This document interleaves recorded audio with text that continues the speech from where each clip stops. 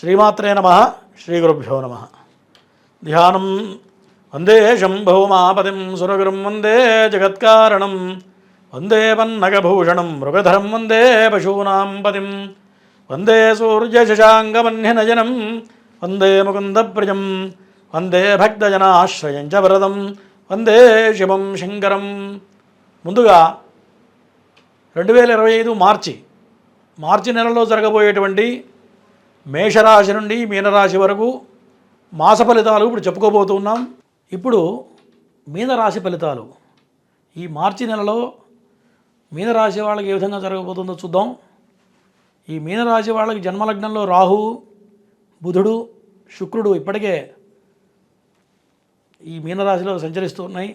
తర్వాత షష్టగ్రహ కూటమి మీనరాశిలోనే ఏర్పడబోతుంది.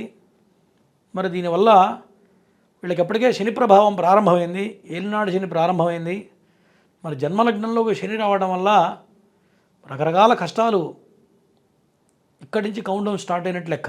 అంటే రాబోయే 3 సంవత్సరాలు చాలా జాగ్రత్తగా ప్రతి అంగుళం ఆలోచించి నిర్ణయాలు తీసుకోవాలి.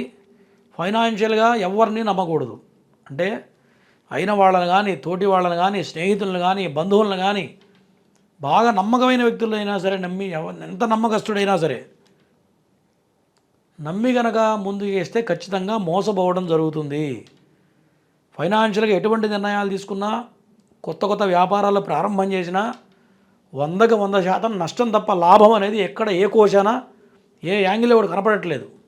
కాబట్టి ఎట్టి పరిస్థితుల్లో కొత్త వ్యాపార జోలికి పోకూడదు ఈ మీనరాశి వాళ్ళు.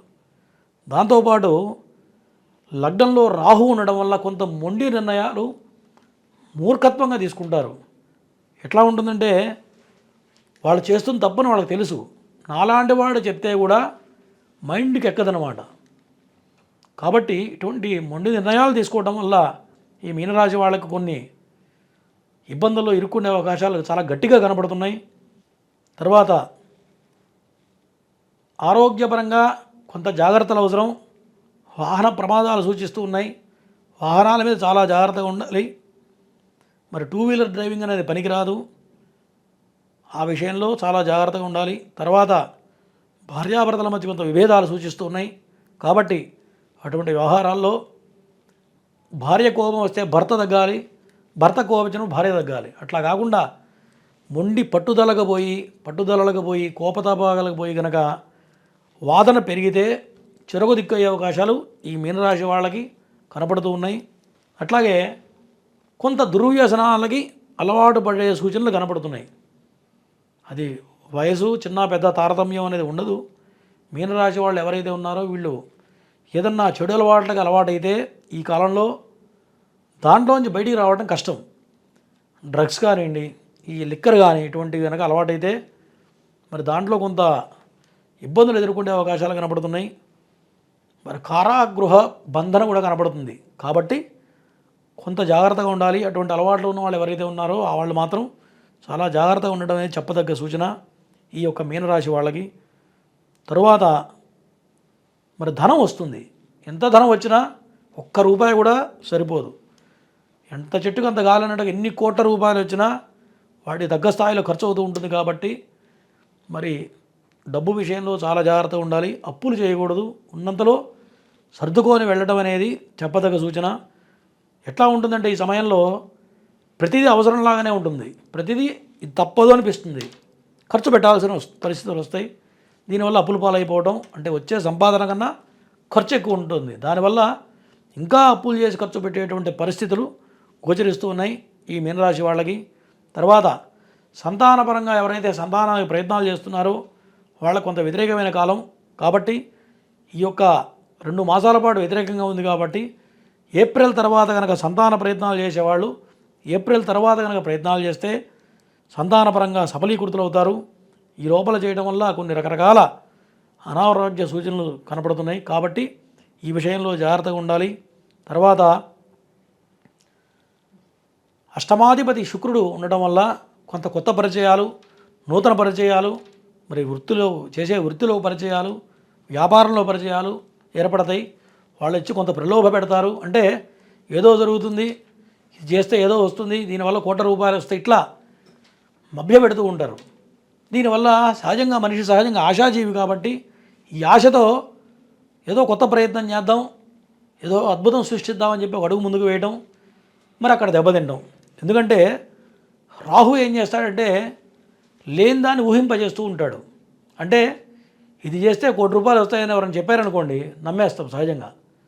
ఆ ఆశతో ముందుకు వెళ్ళటం వల్ల ఎప్పుడైతే ఆశపడతామో ఎదుటివాడు మోసం చేయడానికి అవకాశం ఇచ్చినట్లు అవుతుంది ఈ మీనరాశి వాళ్ళకి. కాబట్టి ఇటువంటి విషయాల్లో మాత్రం చాలా జాగ్రత్తగా ఉండాలి.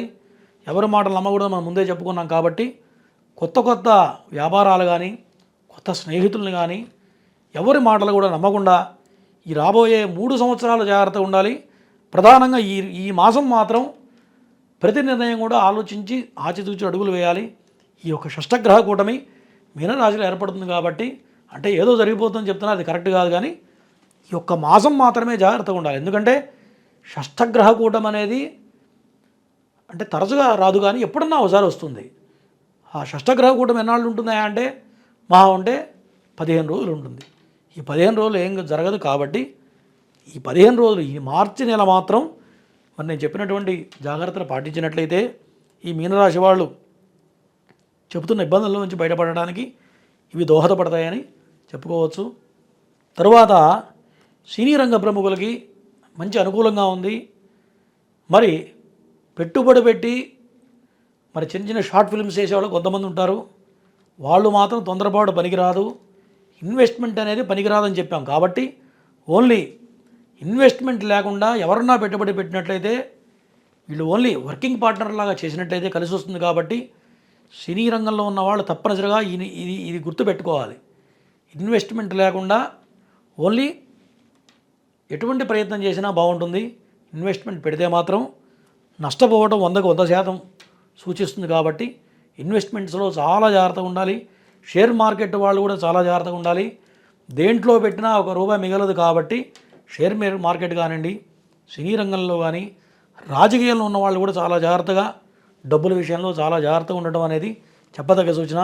ఈ మార్చి మాసంలో మరి ఇటువంటి చెడు ఫలితాలు తొలగిపోయి సర్వశుభాలు జరగాలంటే శనేశ్వర ఆరాధన, ప్రతి శనివారం శివాలయ ప్రదక్షిణ చేయడం, శనేశ్వరికి ఆరాధన చేయడం, ప్రతి సోమవారం శివుడికి పంచామృతాభిషేకం చేయడం వలన ఇటువంటి చెడు ఫలితాలు తొలగిపోయి ప్రశాంతంగా ఎక్కడ ఇబ్బందులు లేకుండా దైవబలంతో ముందుకెళ్ళినట్లయితే ఈ యొక్క మీనరాశి వాళ్ళకి సర్వశుభాలు చేకూరబోతున్నాయి.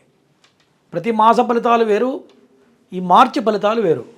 ఎందుకంటే వేరు ఎందుకున్నానంటే షష్టగ్రహ కూటమి కలవడం వల్ల మరి కొన్ని రాసుల వాళ్ళకి ఇంపాక్ట్ చాలా ఎక్కువ ఉంటుంది, కొన్ని రాశి వాళ్ళకి సామాన్యంగా ఉండబోతుంది. మరి అటువంటి ఇబ్బందుల్లో ఉండకూడదని చెప్పి మన ప్రేక్షకులకి ఏ రాశుల వాళ్ళకి ఎటువంటి ఇబ్బందులు జరగబోతున్నాయి, వాటి వల్ల వచ్చే ఫలితాలు ఏమిటి, ఆ ఇబ్బందుల్లోంచి బయటపడడానికి మనం కొన్ని రెమెడీస్ చెప్పడం జరిగింది. మరి చక్కగా దైవ బలంతో ఈ రెమెడీస్ చేసుకున్నట్లయితే తేలిగ్గా బయటపడటం జరుగుతుంది. మరి ఈ ఫలితాలన్నీ కూడా ఈ రాశిని అనుసరించి చెప్పడం జరిగింది.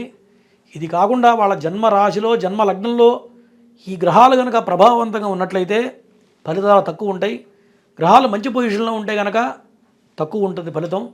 అదే నెగిటివ్ ఉందనుకోండి, చెడు ఫలితాలు ఉన్నాయనుకోండి, జాతక చక్రంలో ఈ ప్రభావం ఎక్కువ అవుతుంది. కాబట్టి ఇది గ్రహించాలి. చెప్పింది యాజ్ ఇట్ ఈజ్ జరుగుతుందని చెప్పడానికి లేదు. వాళ్ళ జన్మ జాతకం ప్రకారమే మరి 100కు 100% జరుగుతాయి. కాబట్టి ఆ రెండు కూడా చూసుకున్నప్పుడే కరెక్ట్ మార్గం అనేది చెప్పగలుగుతాం.